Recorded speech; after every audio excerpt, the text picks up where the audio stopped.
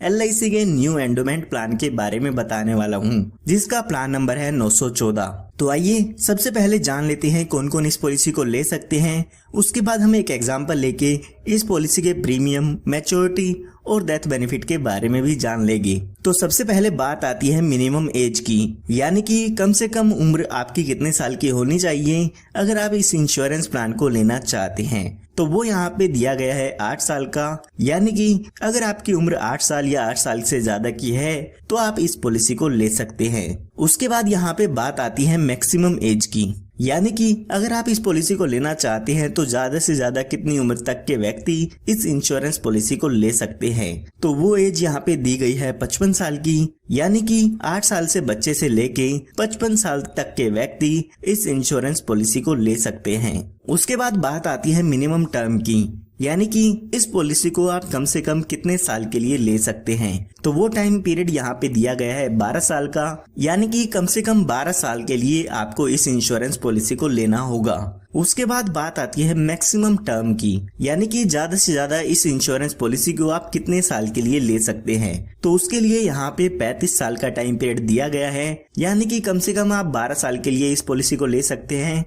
और ज्यादा से ज्यादा 35 साल के लिए इस इंश्योरेंस पॉलिसी को ले सकते हैं। इसके बीच में आप कोई भी टर्म चूज कर सकते हैं, जैसे कि 13 साल, 14 साल, 15 साल, 20 साल, 21 साल, जो भी आपको सही लगती है उसके हिसाब से आप पॉलिसी टर्म यहाँ पे ले सकते हैं। उसके बाद बात आती है मिनिमम सम एश्योर्ड की, यानी कि कम से कम बीमा आप इसमें कितने रुपए का ले सकते हैं। इसका मतलब ये नहीं है कि आपको इतना अमाउंट पे करना होगा। इसके बेसिस पे जो भी आपका इंश्योरेंस प्रीमियम है, मैच्योरिटी बेनिफिट है, वो सब कैलकुलेट किए जाते हैं। तो यहाँ पर मिनिमम सम एश्योर्ड है 1 लाख रुपए का। उसके बाद बात आती है मैक्सिमम सम एश्योर्ड की, यानी कि ज्यादा से ज्यादा बीमा आप इसमें कितने रुपए का ले सकते हैं। तो उसके लिए यहाँ पे कोई भी लिमिट नहीं दी गई है। ये आपकी इनकम पे डिपेंड करता है कि ज्यादा से ज्यादा इंश्योरेंस आप इसमें कितना ले सकते हैं। आपकी इनकम प्रूफ के अकॉर्डिंग यहाँ पे LIC आपको इंश्योरेंस देती है। आइए अब एक एग्जांपल लेके समझते हैं कि ये पूरा इंश्योरेंस प्लान कैसे काम करता है। तो एग्जांपल समझने के लिए मान लेते हैं जो आपकी उम्र है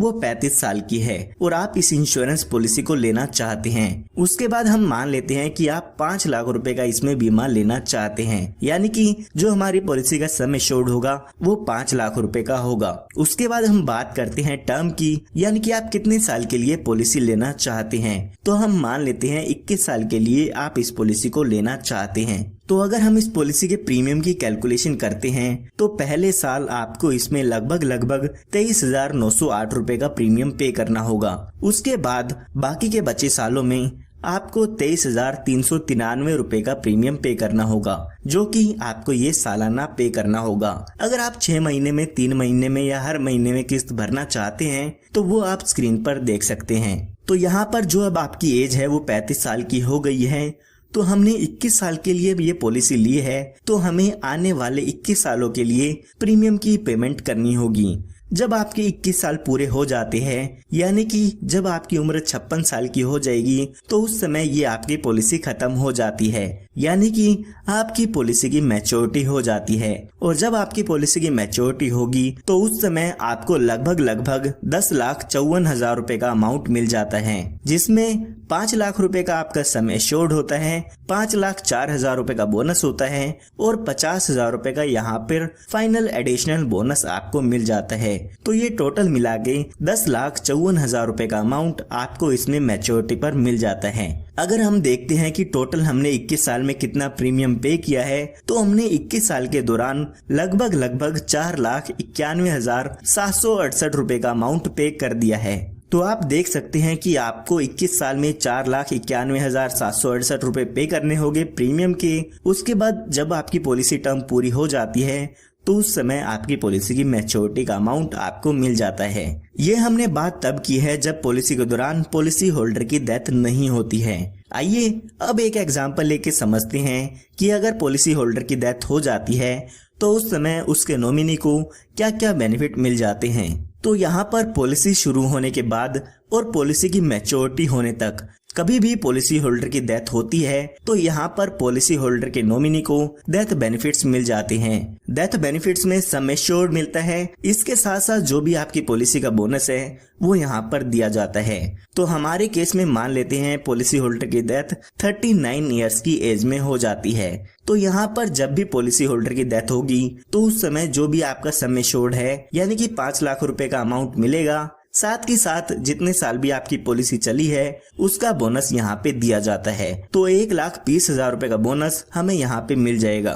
तो यहाँ पर टोटल डेथ बेनिफिट देखते हैं तो 6,20,000 रुपए का अमाउंट उसके नॉमिनी को मिल जाता है।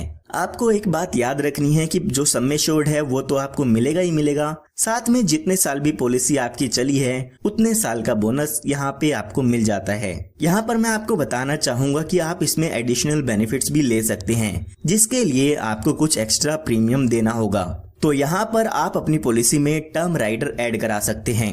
अगर आपने अपनी पॉलिसी में टर्म राइडर लिया है और अगर पॉलिसी होल्डर की नेचुरल डेथ होती है तो उस केस में आपको यहाँ पर एडिशनल 5 लाख रुपए का अमाउंट डेथ के केस में मिल जाता है। यानी कि जो 6,20,000 रुपए का अमाउंट मैंने आपको बताया है वो तो मिलेगा ही मिलेगा, साथ में टर्म राइडर के 5 लाख रुपए और मिल जाते हैं, यानी कि टोटल 11,20,000 रुपए का अमाउंट डेथ पर मिल जाएगा। इसी तरह से यहाँ पर आप accidental death and disability benefit rider भी ऐड करा सकते हैं। यहाँ पर अगर एक्सीडेंटल डेथ पॉलिसी होल्डर की हो जाती है यानी कि एक्सीडेंट के कारण पॉलिसी होल्डर की डेथ होती है तो उस केस में यहाँ पर एडिशनल 5 लाख रुपए मिलते हैं। यानी कि जो बेनिफिट मैंने आपको बताए हैं वो तो मिलेंगे ही मिलेंगे, साथ में एक्सीडेंटल डेथ बेनिफिट राइडर के 5 लाख रुपए भी आपको मिल जाएगी या आपके नॉमिनी को मिल जाते हैं।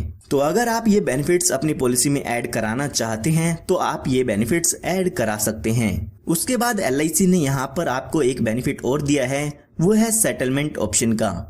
LIC यहाँ पर आपको कहती है कि आपका जो भी मैच्योरिटी का अमाउंट है यानी कि जो भी आपको पॉलिसी खत्म होने पर अमाउंट मिलना होता है उसको आप हमसे इंस्टॉलमेंट में ले सकते हैं। उस अमाउंट को आप 5, 10 या 15 साल की इंस्टॉलमेंट में हमसे ले सकते हैं। जो भी इंस्टॉलमेंट का अमाउंट होगा उस पे LIC आपको इंटरेस्ट भी देती है। पॉलिसी की मैच्योरिटी होने से 3 महीने पहले तक आपको LIC को बताना होगा अगर आप मैच्योरिटी के अमाउंट को इंस्टॉलमेंट में लेना चाहते हैं। इसी तरह से आप डेथ बेनिफिट को भी इंस्टॉलमेंट में ले सकते हैं। आप पॉलिसी के दौरान बता सकते हैं कि आपकी डेथ होने के बाद जो भी ये अमाउंट होगा वो आपके नॉमिनी को इंस्टॉलमेंट में मिले या एक साथ मिले। अगर आप इस ऑप्शन को लेना चाहते हैं तो ले सकते हैं, वरना आप अपने पैसे को एक साथ भी ले सकते हैं। उसके बाद यहाँ पे आपको कुछ और बेनिफिट मिल जाते हैं इस पॉलिसी में। तो आइए बात करते हैं इसके अदर बेनिफिट्स की कि इसमें आपको कौन कौन से और बेनिफिट मिल जाते हैं। तो यहाँ पर आप अपनी पॉलिसी में एडिशनल बेनिफिट्स ले सकते हैं जिसे हम राइडर्स कहते हैं। तो आप अपनी पॉलिसी में टर्म राइडर ले सकते हैं, accidental death and disability benefit rider ले सकते हैं या फिर आप एक्सीडेंटल बेनिफिट राइडर ले सकते हैं। इसी के साथ साथ यहाँ पे आप क्रिटिकल इलनेस राइडर भी ले सकते हैं। अगर आप बच्चे के नाम पर ये इंश्योरेंस पॉलिसी ले रहे हैं तो आप अपनी पॉलिसी में प्रीमियम वेवर बेनिफिट राइडर ले सकते हैं। कई बार ऐसा होता है कि बच्चे के फादर के साथ कोई दुर्घटना हो जाती है तो उस केस में बच्चे को वहां पर पॉलिसी का प्रीमियम पे नहीं करना होता है। उसके बाद यहाँ पे आपको लोन की सुविधा भी मिल जाती है। पॉलिसी शुरू होने के 2 साल बाद आप अपनी पॉलिसी पर लोन ले सकते हैं। जो भी लोन का अमाउंट होगा उस पर आपको इंटरेस्ट LIC को पे करना होता है। उसके बाद यहाँ पे बात आती है सरेंडर की। तो पॉलिसी शुरू होने के 2 साल बाद आप अपनी पॉलिसी को सरेंडर भी करा सकते हैं। उस समय जो भी आपकी पॉलिसी की सरेंडर वैल्यू होती है वो LIC की तरफ से आपको मिल जाती है। अगर आप 2 साल से पहले अपनी पॉलिसी को सरेंडर कराते हैं तो उस समय आपको कोई भी पैसा वापस आपका नहीं मिलता है। उसके बाद यहाँ पे बात आती है मोड ऑफ पेमेंट की, यानी कि आप यहाँ पे अपनी पॉलिसी का प्रीमियम 1 साल में भी भर सकते हैं, 6 महीने में भी भर सकते हैं, 3 महीने या हर महीने भी आप अपनी पॉलिसी का प्रीमियम भर सकते हैं। तो LIC ने यहाँ पर आपको 4 मोड ऑफ पेमेंट दिए हैं। जो भी आप मोड ऑफ पेमेंट यहाँ पर चूज करना चाहते हैं वो यहाँ पर ले सकते हैं।